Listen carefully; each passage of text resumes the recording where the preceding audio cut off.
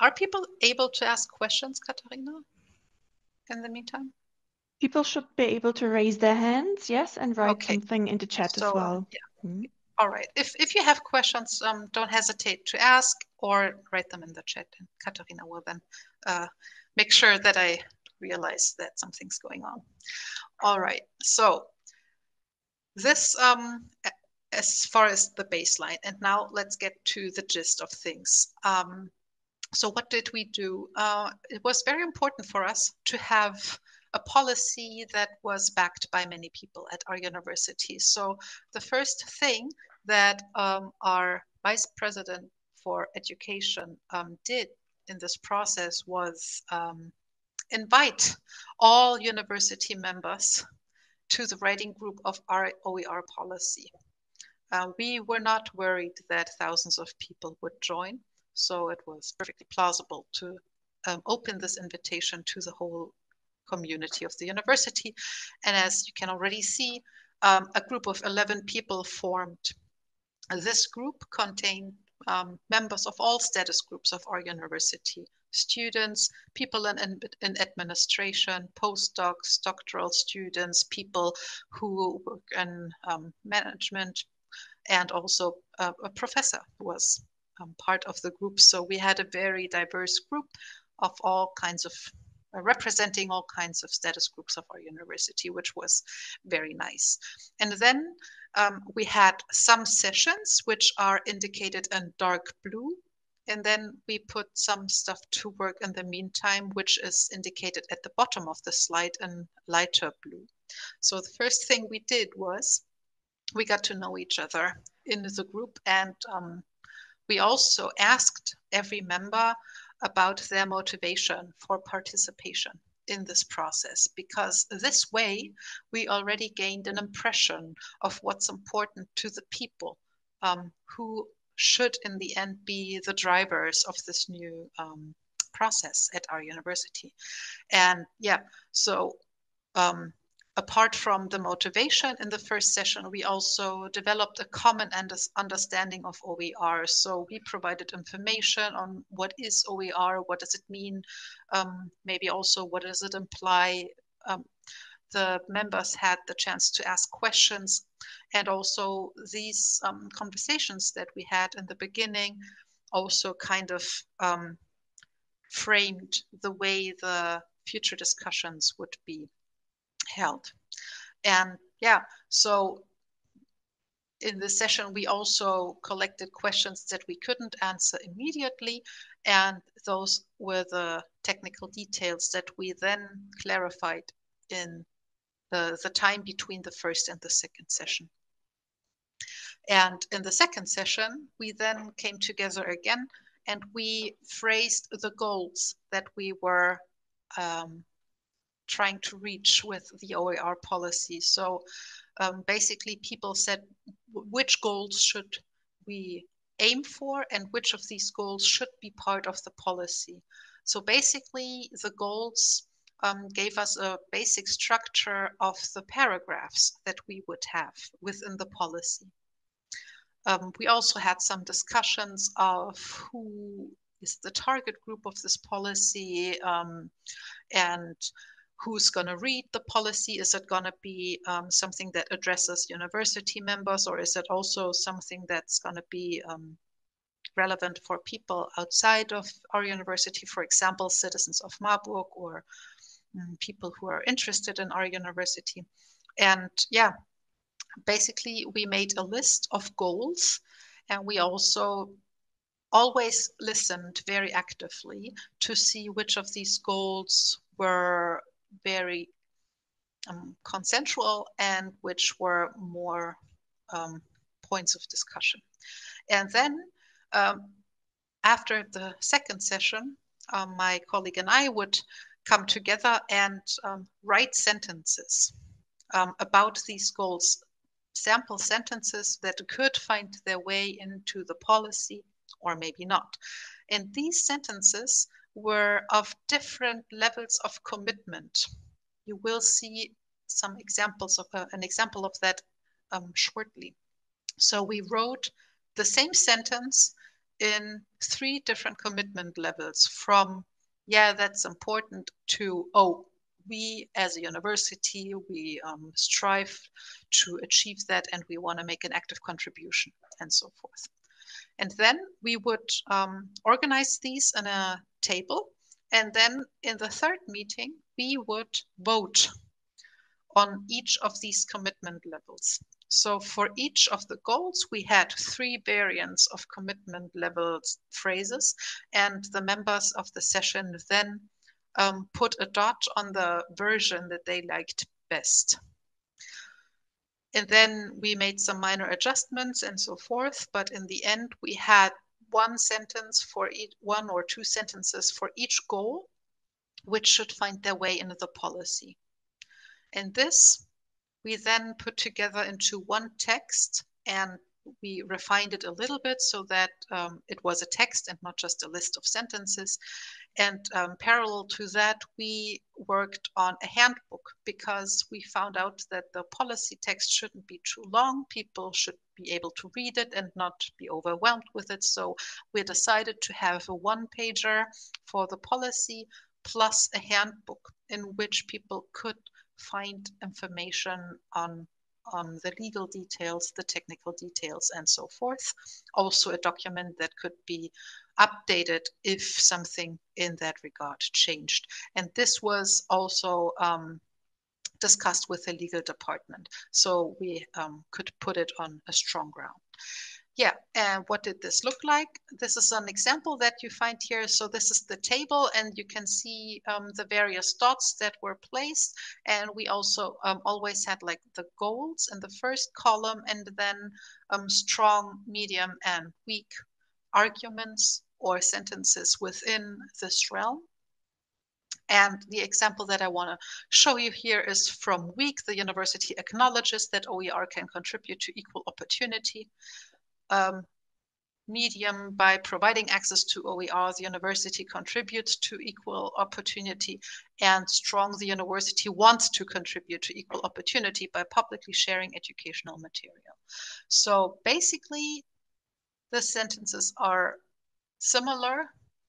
They say on a very low level, the university can provide OER and thus also contribute to equal opportunity, but it's different from uttering that you actually want that this is something that you strive for. And yeah, you can see that we had 1, 2, 3, 4, 5, 6, 7 goals. And for each goal, we had such examples, and then people would vote on them. And this is how we generated the text. And we actually had this process in 2 rounds. On the one hand, we had it within our university. And on the other hand, we also had the same process within the Hessian community of people who created a text on OER for all Hessian universities. And both results looked very similar. And what is very interesting here, I think, is that most points are in the strong column.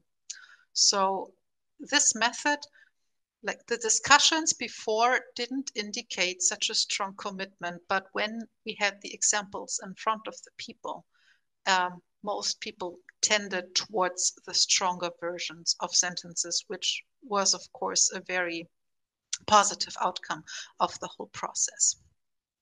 Why else is this, do I think that this is a very good process? I think that with policies, something that has to be backed by everyone, you should have bottom-up processes, and everybody should be able to participate. I wouldn't worry in such communities like universities that too many people will want to contribute, but everybody should know that they had the opportunity to do so. And so people who want to contribute get a chance to do this. This also mirrors the aspect of openness, which OER is an important aspect of, an open policy process where we create open material. So it's only consequent to apply matters of openness to such processes. Also, luckily for us, all status groups were involved. So this also contributes to the strong backing in the community. From our didactics background, we learned that first setting up the goals before we could make any demands or write anything down that should be part of the policy. Yeah, so it's a very goals-oriented approach, which does not only work in didactics, but also in policy writing. And yeah, we also experienced that it's much easier to work with actual text rather than abstract ideas. So we had the different formulations that people could discuss on, and then, yeah, we could actually work on the formulations themselves, which only made the backing much stronger. And all of this happened in 4 meetings, 1 hour to 1.5 hours, which is for such a process a very short time and very time efficient. And yeah, I also think that this kind of process can be applied to all kinds of texts that should be written in a group, but I think it's especially interesting for texts that aren't easy, like policies that can have controversial aspects, that can address a very heterogeneous group where many people have different needs and demands that have to be part of such a policy. Yeah. I also got some helpful literature for you, and we also have some time for questions. And I see that there's one in the no, there's, yeah. So I should make you a host. Yeah. So is there anything that you would like to know or have a closer look at within this input? Were there any challenges encountered? Yes. The experience I have with OER is that it's not everybody's favorite topic. People don't necessarily, I think, my screen is not shared anymore, right? So I Yes, the screen is still shared, but now you're sharing something else. Yeah, yeah, because I have the camera here, and yeah, I just wanted to look at you when I talk to you. Yeah, yes. I think the challenge is mostly that, yeah, we had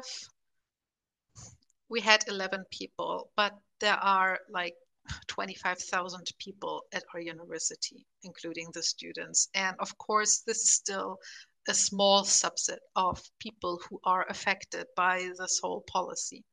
And one challenge, it definitely is this uncertainty if enough people are part of the process.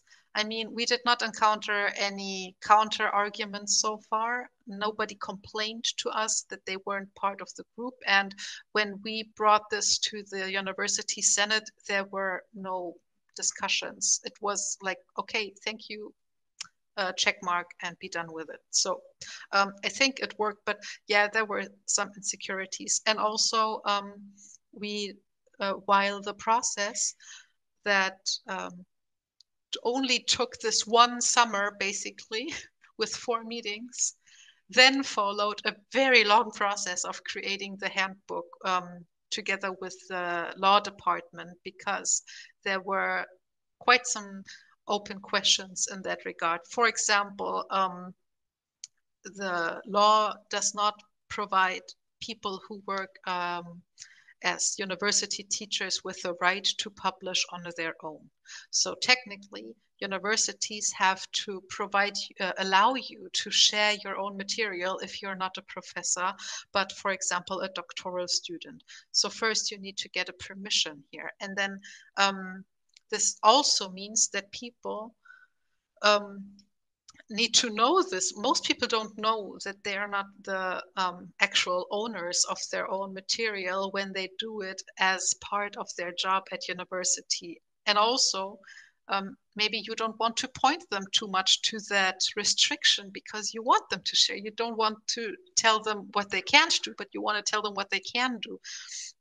But also, there are some other legal implications, like, for example, copyright.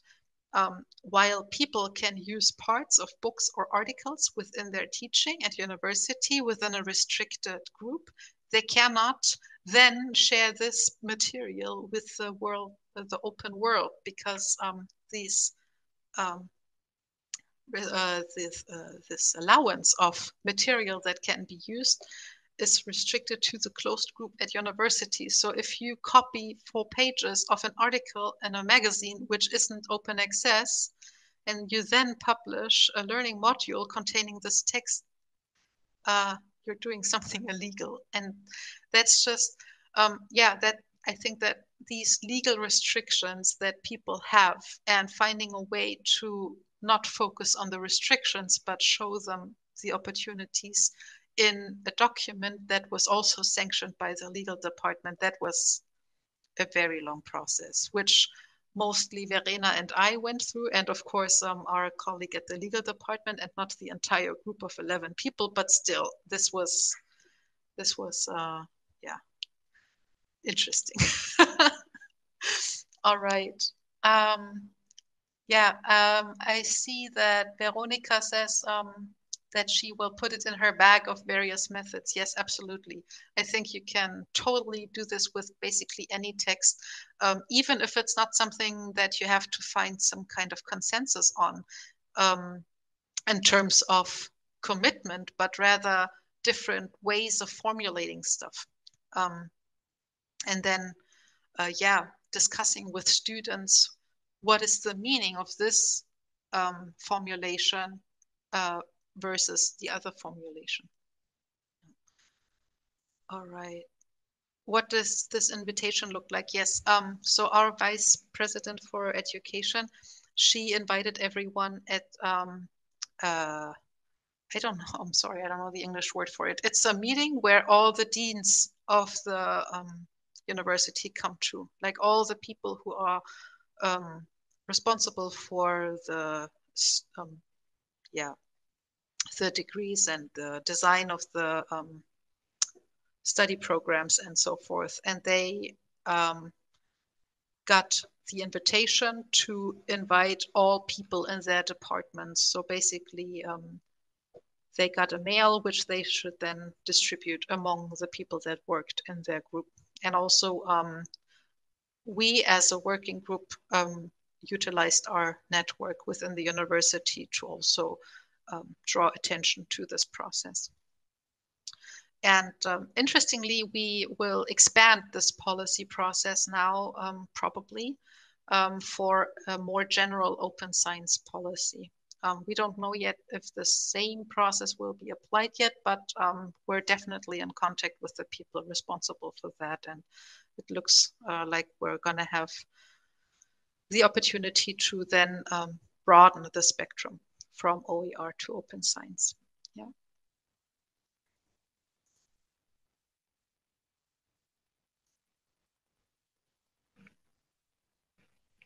All right.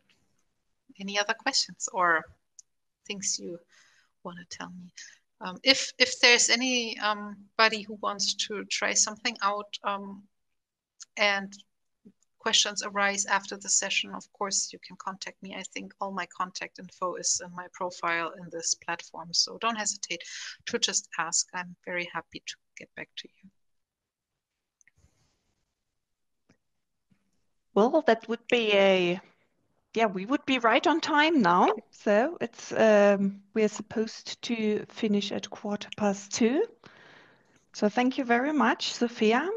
There was one raised hand, but I don't know if that was supposed to be a clap because hand is down again now. I think it was supposed to be a clap. If not, then please raise your hand again. And yeah, like Sophia said, you can contact her via the Talkie site. Thank you very much, Sophia, and thank you everybody for listening and participating. From my side, that would be it. Sophia, final words from you? No, thanks. I think I've said enough. Thank you very much. I'm happy that some people were here and that hopefully some of you took something away that they can use in the future. Goodbye.